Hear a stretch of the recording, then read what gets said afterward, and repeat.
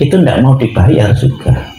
Itu berarti dia telah membantu ya para biku di dalam syiar agama ya, makanan, tempat tinggal ya itu. Kemudian Bapak Ibu di samping memberi makanan, sering membesuk orang sakit ya.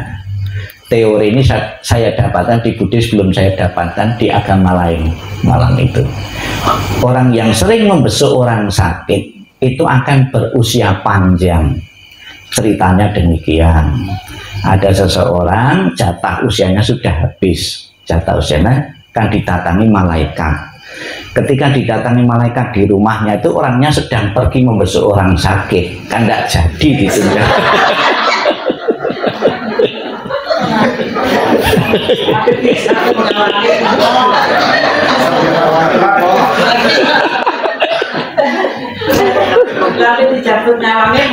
Nah, kalau seandainya kita membesuk orang sakit di Amerika misalnya, ada peluang itu 2 minggu misalnya, kan lumayan itu. Jadi orang yang membesuk, logikanya kenapa orang membesuk orang sakit itu berusia panjang? Ketika kita membesuk orang sakit itu memberi harapan hidup ya kepada seseorang. Sabar ya, mudah-mudahan ketemu obat yang cocok, dokter yang cocok. Memberi harapan. Jarang sekali dan tidak pernah saya dengar itu malah nakut-nakuti. Kemarin tetangga saya itu sakit seperti kamu langsung mati gitu.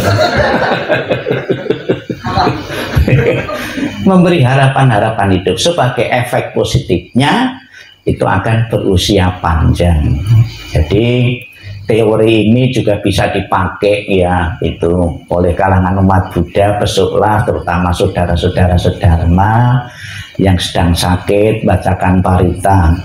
Di kalangan ibu-ibu itu pengalaman di beberapa tempat itu kesulitan di saat membaca parita. Tanya, yang dibaca apa ya Bante di saat membesuk orang sakit itu? Nah itu saya katakan sapi sata bawantu sutikit tata, semoga semua makhluk berbahagia, kan termasuk semua itu yang sakit itu ya. Ada lagi saya kasih tahu Wandana, coba hafal enggak Wananda? Kalau enggak hafal Wandana umat Buddha ya sadu-sadu saja, coba hafal enggak? Ya. Terus tisarana, perlindungan kepada Buddha Dharma Sangha. Memang ada beberapa parita-parita yang panjang seperti yang dibacakan tadi kan panjang ya. Ya kalau pas bersamaan sini hafal saja, coba kalau sendiri belum tentu ya. Jadi yang bagi Bapak Ibu yang membesuk orang sakit tidak selamanya harus membaca parita, tidak selamanya. Ditengok, diberi harapan hidup, kesembuhan itu sudah merupakan obat, sudah merupakan parita. Pernah waktu saya satu tugas di satu tempat, saya dibawa ke rumah sakit dengan keluarganya. Kemudian saya tidak baca parita di situ, saya tidak baca, terus langsung pulang. Terus salah satu anggota keluarga mengatakan, Bante tadi di rumah sakit kok tidak baca parita, gitu loh. Dia kan mengharapkan membaca parita, saya justru tidak saya baca parita karena saya punya pikiran memprediksi kamu kan mengharapkan setelah dibacakan parita akan sembuh loh. Ya, justru enggak. Nanti agamanya atau saya dikambing hitamkan. Itu ternyata paritanya tidak manjur, bikunya tidak ampuh. Itu saya katakan demikian. Nah, perlu juga diketahui oleh umat Buddha, saya juga di beberapa tempat sering keluar masuk rumah sakit ya. Ternyata Bapak Ibu ya, ini rahasia dan jangan diceritakan yang lain, yaitu setiap orang yang masuk ICU, saya bacakan parita itu langsung mati ya. Bukan sembuh gitu. Di ICU sudah puluhan orang ya, ada yang sembuh kurang lebih SMA, itu anak SMA karena masih muda itu sembuh, itu ibunya masih mengucapkan terima kasih sampai sekarang itu dalam bentuk barang ya, itu ngasih saya bawang itu untuk kesehatan. Yang lain itu dimasuk ICU itu sebagian ya hampir semua itu meninggal karena sudah usia Iya. Jadi orang mati ya itu menurut teori Buddhis ada beberapa macam, kurang lebih ada 4. Yang pertama, batas usia rata-rata manusia sudah habis. Sekalipun ketemu dibacakan parita, ketemu dokter yang sakti, obat yang ampuh, ya batas usia rata-rata sudah habis, ya mati juga. Ya. Jadi harus diketahui sebagai pengetahuan umat Buddha ini. Jadi batas usia rata-rata sekarang itu mungkin ya 70 sampai 75 tahun. Ya, kalau yang hampir mendekati hati-hati ya. Tapi ya banyak juga yang mempunyai kelebihan. Orang tua saya itu sampai sekarang itu usia 93 tahun masih hidup itu. Saya saja belum tentu bertahan 93 tahun itu. Ya. Tapi resep-resepnya sudah saya ketahui. Ya, suruh merubah nama saya itu ya Pak Urip ya.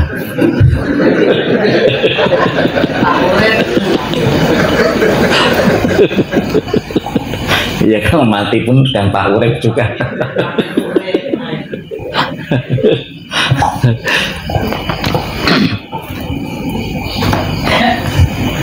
Ya. Sebetulnya itu harus imbang antara tangan dan itu. Jadi omongan saya dengan situ harus imbang itu. Kadang-kadang itu enggak itu. Misalnya harus ada yang bantu misalnya itu. Yang mindah-mindah itu kadang-kadang lupa juga itu. Loh, itu. Boleh memperhatikan itu, tapi juga lebih penting memperhatikan ceritanya ya. Ya, itu orang yang membesuk, orang yang sakit. Kemudian yang kedua, yang berikutnya ya, orang yang sering berdana obat ya, akan berusia panjang. Atau bisa juga orang yang memberi dana check up ya, periksa, itu juga bisa juga. Atau bisa juga memberi jamu. Ya, ada orang yang bertahan hidup sehat karena masa mudanya sering minum jamu. Ada dari muda sampai tua itu tidak pernah miskin karena sering minum jamu anti miskin. Ada itu. Karena saya pernah tugas di Kalimantan, ya di sana kan ada obat bajakah, obat kanker gitu. Ada sudah beberapa orang itu yang minta itu. Saya kenal sana, setiap ada yang minta tak kasih obat gratis. Dan bukan cuma umat Buddha, agama lain pun juga kalau minta bajakah itu. Ya. Jadi orang suka minum obat, maka di dalam Katina itu ada beberapa umat itu berdana 4 kebutuhan pokok, salah satunya obat-obatan. Namun lebih efektif ya, lebih berdaya guna ternyata obatnya dalam bentuk uang, jangan dalam bentuk obat yang asli ya. Sebagian saya bawa itu nanti habis kebaktian bapak itu siapa bapak ibu ya, itu ada obat masuk angin, antangin ya. Sebetulnya saya punya resepnya juga biar bapak ibu enggak masuk angin itu ya, ditulisi yaitu apa, angin dilarang masuk gitu. Atau kalau sudah telanjur untuk menghilangkannya itu bersiul ya gitu. Singsot ya, itu juga bisa menghilangkan angin ya. Nah, sekarang tes ya, bukan sekedar berguru tapi ada tesnya ya. Apa saja penyebab orang usia panjang? Ayo, bukan sekedar ya. Umat Buddha kan sering meditasi untuk mengingat kelahiran yang lalu, iya toh. Masa belum ada 1 jam sudah lupa. Ya, sering menjenguk orang sakit ya, terus memberi obat-obatan, memberi makan. Kalau narkoba gimana Bu? Obat-obatan. Ya tidak membunuh. Terus apalagi ada 5 tadi. Oh, 5. Pancasila Buddhis hafal enggak? Ya, sebagai sangu pulang, yang pertama berdoa. Efek dari doa dan parita itu ada efeknya, akan berumur panjang. Kemudian berdana makanan, menjenguk orang sakit, kemudian berdana obat-obatan. Ya, sudah 5 belum? Kurang 1. Tidak membunuh, menghargai kehidupan. Ya, itulah Bapak Ibu sekalian yang saya sampaikan. Mungkin ada pertanyaan 1 atau 2 untuk melengkapi rangkaian pertemuan ini. Sudah jam berapa, Mas? 8:30. Function ini juga harus bijaksana, tidak boleh sembarangan, ya. Sebagian saya bocorkan pada malam hari ini, ya. Jadi pernah juga ada seseorang, ada umat Buddha di rumahnya itu ada ular kobra, ya. Ular kobra, kemudian ada saran seorang bante, ketua wihara, Pak, dilepas di wihara saja, itu ular kobranya itu, ya. Waktu itu saya keluar dari kuti melihat umat melepas ular kobra di halaman wihara. Saya marah-marah, masa ular kobra dilepas di tempat bahaya, orang banyak gini, kalau sampai gigit orang gimana? Maaf Bante, orangnya maaf Bante, saya disuruh oleh ketua wihara, biku ketua wihara, bahwa hewan ular kobra itu boleh dilepas. Katanya ketua wihara itu sudah bikin perjanjian dengan ular kobra itu, kamu boleh menempati wihara ini, tempat tinggal di wihara, tapi jangan sampai menggigit pengunjung, ya. Terus pertanyaan saya, masalahnya itu perjanjiannya itu tertulis atau enggak?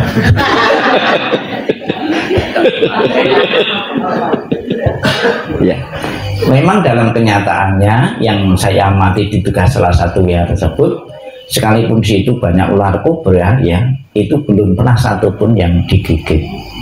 Karena mungkin ada beberapa biku yang memiliki kemampuan bisa bikin perjanjian dengan ular itu. Ada juga cerita seorang samanera itu meditasi di satu tempat.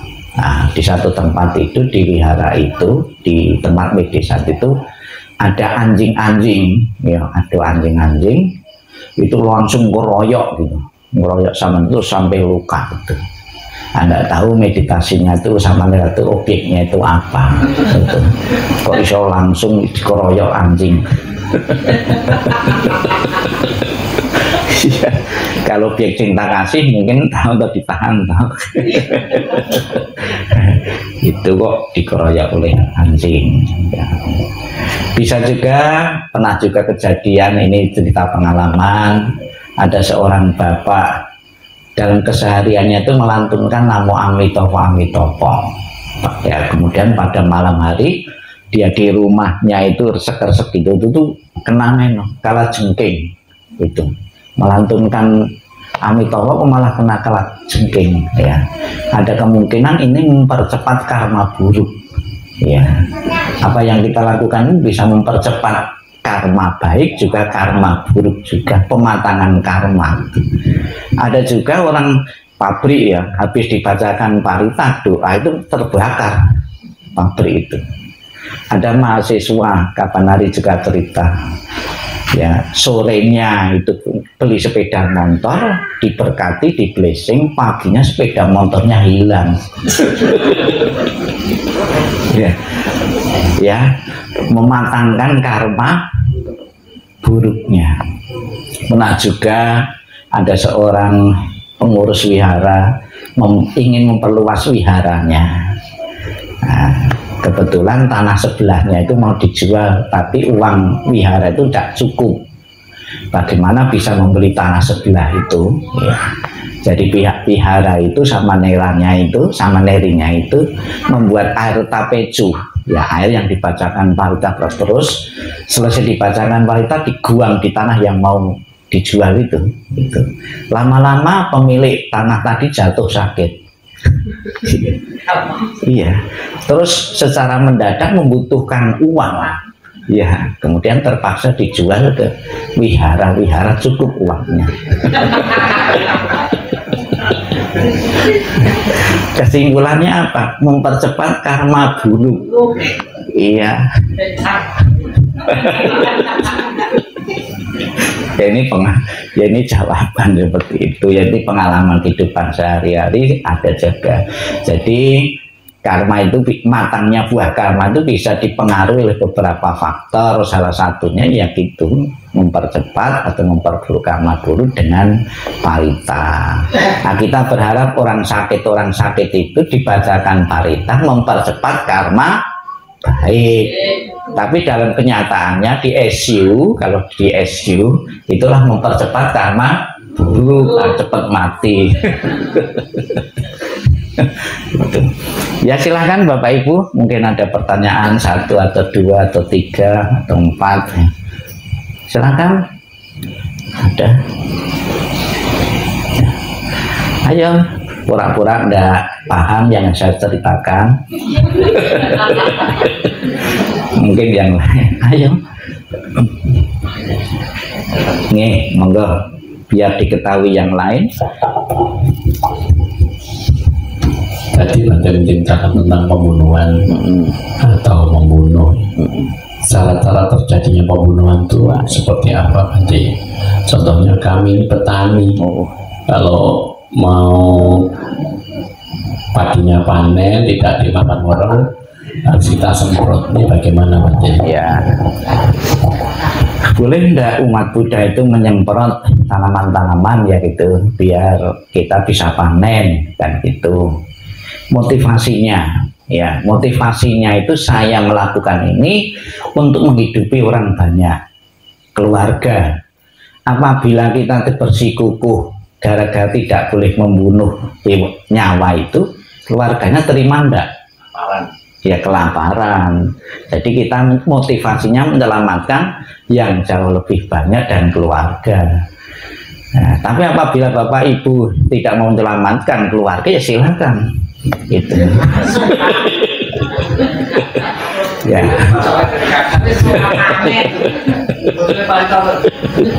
Ya. Jadi gini, semakin pekerjaan itu kepepet karma buruknya kecil, kepepet, tapi jangan mepet-mepet. Ya. Kan kepepet tadi harus membunuh itu demi orang banyak. Kan banyak juga misalnya sarang burung walet itu ya, ada yang budidaya sarang burung walet, selama itu kepepet kamu kerjakan, belum ada kerjaan yang lain silahkan, tapi sambil usaha. Memang tidak gampang, tidak mudah menemukan pekerjaan yang ideal, itu tidak gampang itu. Apakah kita minum sikat gigi tiap hari itu tidak membunuh? Membunuh juga, kuman-kuman ya. Apakah Bapak Ibu mau tak suguhi daging yang matinya sendiri, mati sendiri? Malah takut, jangan-jangan ada penyakitnya ayam ini. Ya itu ya, silahkan lagi, silahkan Ibu-ibu. Kok di sini kok sudah dibuka, sana sini kok tetap panas ya? Saya kok terasa minum? Iya, terasa panas gitu. Atau memang orangnya panas semua ya? Kok dari dulu kok kelihatannya itu sudah di atas loh. Gitu kok panas. Oh ini mungkin pengaruh ini ya, lampu, pengaruh lampu ya, lampunya.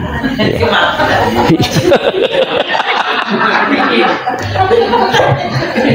Oh, ini kan lampu gini itu biasa untuk ngenu apa itu, netes aja ya. Iya. Iya, ayam biasa untuk pelihara ayam, untuk menghangatkan. Atau ini ayam kampung semua nih. Ya silakan Bapak Ibu. Yang di rumah itu Tante, yang di rumah itu ada tikus. Tikusnya tuh makan apa aja. Iya. Terus ada obat. Oh ya, diobati ya. bagaimana caranya tikusnya pergi tanpa menimbulkan kematian gitu. Memelihara kucing coba. Ada juga Bapak Ibu memang dilema. Saya sendiri seorang tikung. Kadang-kadang makanan di meja itu ada semut. Ya semut kan gitu. Tapi saya juga tidak ingin membunuh. Bagaimana untuk menghindarkan semut itu? Makanan itu yang penuh semut itu tak masukkan kulkas. Yang membunuh kan kulkas.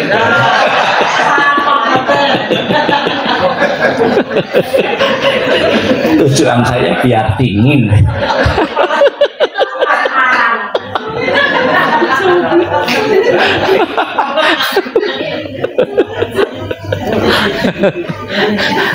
Nah, mau dilepas itu nanti ada makanan lagi juga pasti makan lagi ya. Ya sebetulnya kita tuh kadang-kadang melakukan pembenaran ya, karena tidak ada rasa cinta kasih sayang yang universal, kita melakukan pembenaran. Sebetulnya banyak cara-cara untuk menyelamatkan makhluk hidup itu ya. Sudah gitu penjelasannya, pembenaran. Nah, kan.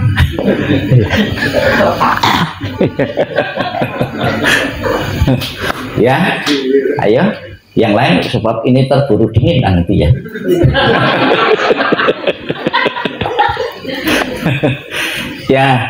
Ya saya terima kasih. Jadi tidak selamanya ulang tahun itu harus dalam bentuk tumpeng nasi terus kue seperti ini kan malah dimakan kan. Iya. Kalau nggak habis dibawa pulang. Ya.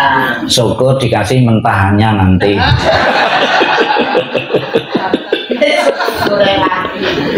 Enggak, dibawa ke pasar.